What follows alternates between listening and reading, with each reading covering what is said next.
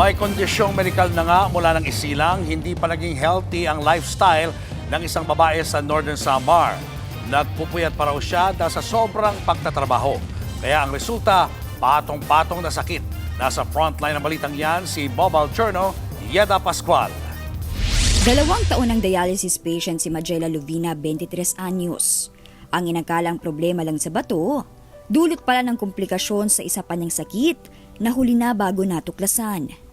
Nung dinala po namin siya sa doktor, doon lang po namin nalaman na may problema din po pala siya sa puso since birth po yun. So parang complications na din po yun sa kidney niya, tapos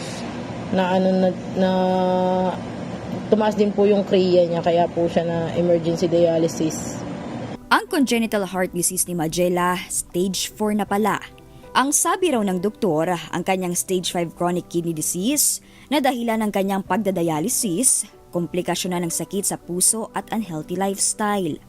Lagi raw kasi siyang puyat sa pagkatrabaho sa karinderya noon at nakasanayan pa raw ni Magela uminom palagi ng energy drink para hindi antukin. At nito lang nakaraang taon, nadagdagan pa siya ng sakit. Last check po nung doktor, nung nasa Katarmang pa po kami, kasi 18 days po kami na-admit doon sa NSPH po. May ano din po pala siya, may bato din po siya sa gallbladder niya. Tapos ang sabi po nung doktor, baka daw po umabot ng 30 to 40 daw po pag inopera daw po yung bato niya.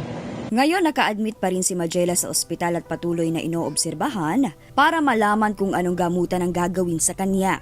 Hindi po siya nakakatulog ng maayos, tapos hindi po siya makakain kasi wala daw po siyang gana.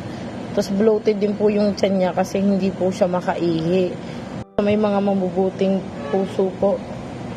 Humingi po kami ng tulong, financial man po o dasal. Maraming salamat po. Malaking bagay na po yun. Nagbabalita mula sa Frontline, Mobile Journal, Yeda Pascual. Mga kapatid, Julius Babaw po. Para sa komprehensibo at makabuluhang balitaan at talakayan, mag-follow at mag-subscribe na sa social media pages ng News 5.